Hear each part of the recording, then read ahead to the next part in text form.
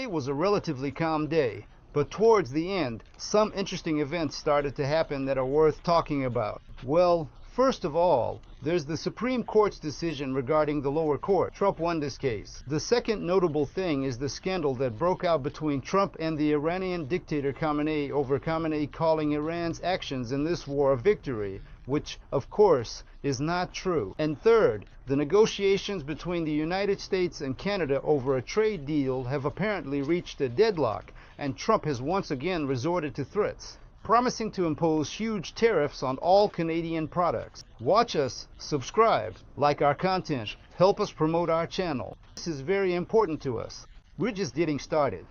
So, please. Well, let's start our review. First, there's a CNN article about both Supreme Court decisions in favor of Trump. Here's the article. Let's take a look at it now. The Supreme Court delivered a major win to President Donald Trump on Friday in his ongoing war with the federal judiciary, limiting the power of courts to step in and block policies on a nationwide basis in the short term while judges review their legality. Though the case was intertwined with Trump's executive order effectively ending birthright citizenship, the ruling does not settle the issue of whether the president can enforce that order, and there were signs that lower courts could move swiftly to block the policy. But the High Court's decision does mean that Americans seeking to challenge Trump's future policies may have to jump through additional hoops to succeed. Exactly how that will work remains to be seen, and will be hashed out by lower courts in coming days. Here's what to know about the court's decision. Important win for Trump. The Supreme Court's 6-3 ruling could have far-reaching consequences for Trump's second term, even if his birthright citizenship order is never enforced. That's because it will limit the power of courts to strike down other policies in the future. Related live story: Supreme Court limits ability of judges to stop Trump. Presidents of both parties have complained about nationwide injunctions for years, and Trump has noted, correctly, that there have been far more issued against him than presidents in the past. Lower courts, for instance, have used the orders to temporarily block his efforts to deport migrants under the Alien Enemies Act and prohibit transgender service members in the military.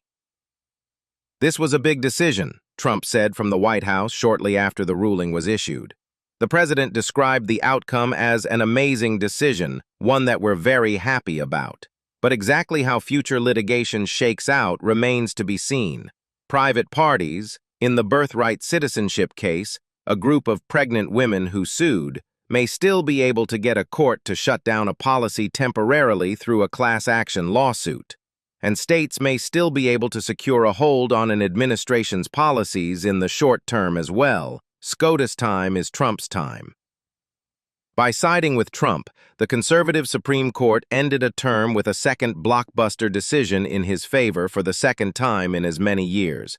Last year, a 6-3 majority ruled that Trump and other presidents are at least presumptively immune from criminal prosecution for actions taken in office. The decision allowed Trump to avoid a trial on federal election subversion charges that were pending against him. And since taking office again in January, Trump has won case after case on the Supreme Court's emergency docket. A decision earlier in the week allowing Trump to deport certain migrants to countries other than their homeland marked the 10th time the court has granted a request from Trump on the emergency docket, though a few of those cases amounted to a mixed win for the administration. According to this decision, the Supreme Court took away from the lower federal courts the right to suspend decisions made by the President of the United States. So this is a 100% win for President Trump. On the one hand, yes, this is legal. On the other hand, in my opinion, this reduces our democracy. We have less freedom because such a decision gives more room for arbitrary actions by the executive branch. This is exactly the kind of approach President Putin used, for example, when he established control and a dictatorial regime in Russia. These are not good signs, but it is legal. No one can challenge the Supreme Court's decision. Undoubtedly, the judges are right. However, this is something worth paying attention to, because it is a very serious matter. The next material we'll look at is an article from the Associated Press about a scandal that broke out between Trump and the Iranian dictator Khamenei. Here is the article. Trump, in remarks to reporters and later in an extended statement on social media, said the Ayatollah's comments defied reality after 12 days of Israeli strikes and the U.S. bombardment of 3 key nuclear sites inflicted severe damage on the country's nuclear program. The president suggested Khamenei's comments were unbecoming of Iran's most powerful political and religious figure. "Look, you're a man of great faith, a man who's highly respected in his country. You have to tell the truth," Trump said of Khamenei. "You got beat to hell." The U.S. president spoke out a day after Khamenei insisted Tehran had delivered a slap to America's face by striking a U.S. airbase in Qatar and warned against further attacks by the U.S. or Israel on Iran. Khamenei's pre-recorded statement, which aired on Iranian state television, was the first time that Iranians had heard directly from the supreme leader in days. Trump and his aides have pushed back vociferously after an early damage assessment from the Defense Intelligence Agency became public and indicated that the U.S. bombardment likely only set back Tehran's nuclear program by months. The 86-year-old Khamenei, the most powerful figure in Iran's theocracy, meanwhile, has appeared intent on demonstrating his authority and vigor amid speculation about his health and how involved he was in making Iran's wartime decisions through the 12-day conflict. In a social media post Friday, Trump also appeared to refer to a plan presented to the White House by Israeli Prime Minister Benjamin Netanyahu's government in the first days of the Israel-Iran conflict to try to kill Khamenei. Trump vetoed that plan, according to a U.S. official who was not authorized to comment publicly and spoke on the condition of anonymity. His country was decimated. His 3 evil nuclear sites were obliterated, and I knew exactly where he was sheltered and would not let Israel, or the U.S. armed forces, by far the greatest and most powerful in the world, terminate his life. Trump posted on Truth Social, "I saved him from a very ugly and ignominious death, and he does not have to say, 'Thank you, President Trump.'" Trump, after the U.S. airstrikes, sent chilling warnings via social media to Khamenei that the U.S. knew where he was but had no plans to kill him, at least for now. After launching the U.S. strikes, including with U.S.-made bunker-buster bombs, Trump has been insistent that Iran's nuclear sites have been obliterated. Administration officials have not disputed the contents of the DIA report, but have sought to focus on a CIA statement and other intelligence assessments, including those out of Iran and Israel, that said the strikes severely damaged the nuclear sites and rendered an enrichment facility inoperable. Trump told the Iranian dictator that he, the Iranian dictator, is still alive only because Trump did not allow him to be killed, even though everyone knew where the Iranian dictator was hiding, where his bunker was located. And it's probably true, because Israeli Prime Minister Netanyahu has repeatedly stated that he does not rule out the possibility of assassinating Iran's supreme leader. What is this connected to? In his address to the nation, the leader of Iran told the Iranian people that Iran had achieved a complete victory over Israel in this war and had crushed the American armed forces in Europe. President Donald Trump responded to this address immediately. In his characteristic manner, he wrote a very sharp and harsh post on his social network, saying that Iran's supreme leader and dictator Khamenei is lying about everything, that there was no victory at all. The victory belonged to American weaponry. He said that the life of the Iranian dictator himself was in President Trump's hands, and that Trump was merciful enough to let him live, and that it was only thanks to President Trump's decision that Khamenei remained alive. Well, I think Trump is certainly right here, because everything naturally depended on him. And of course, he would have had the opportunity to kill the Iranian dictator. In addition, against this backdrop, there was talk about what happened to Iran's enriched uranium-235.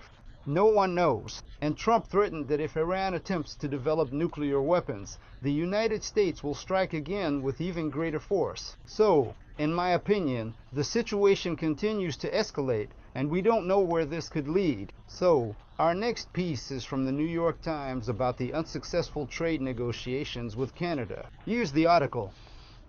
Let's take a look. President Trump on Friday said that the United States would terminate all trade discussions with Canada, effective immediately, over the country's plan to begin collecting digital services taxes from U.S. technology giants.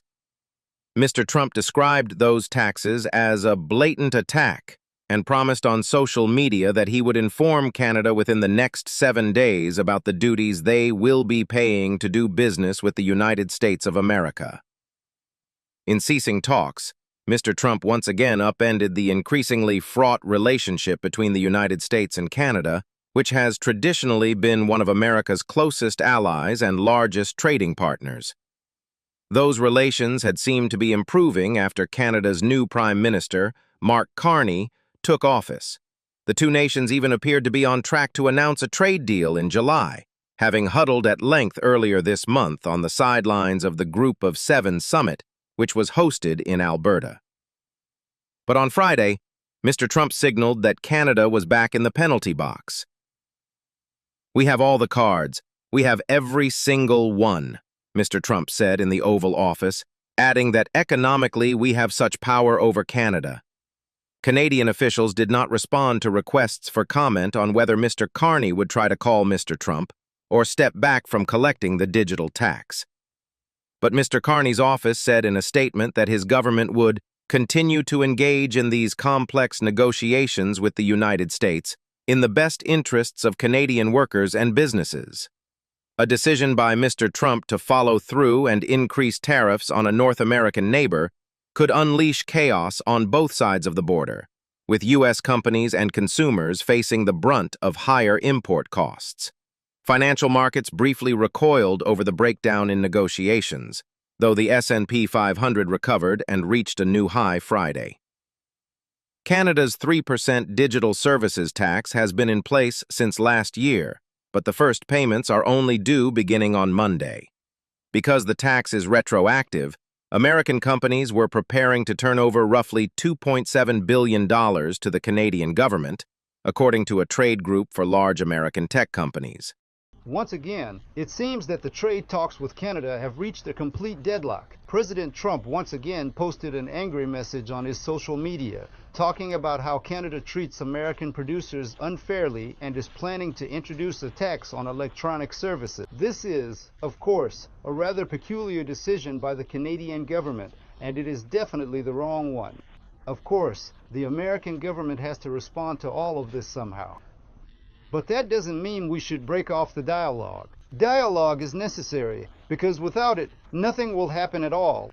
Everything will just collapse. Trump is promising to impose a 400% tariff on all Canadian products. A 400% tariff, which, of course, would completely stop trade with Canada.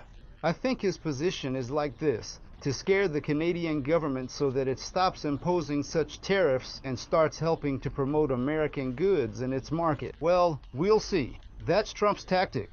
He always attacks very aggressively at first, then pulls back. He attacks first, then retreats. We'll see. Maybe this will have an effect.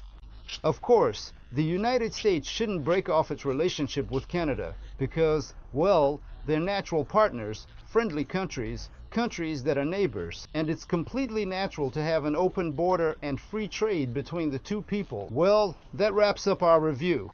Thank you to everyone who watched. Like, subscribe, and support us. Thank you. Have a great weekend, everyone.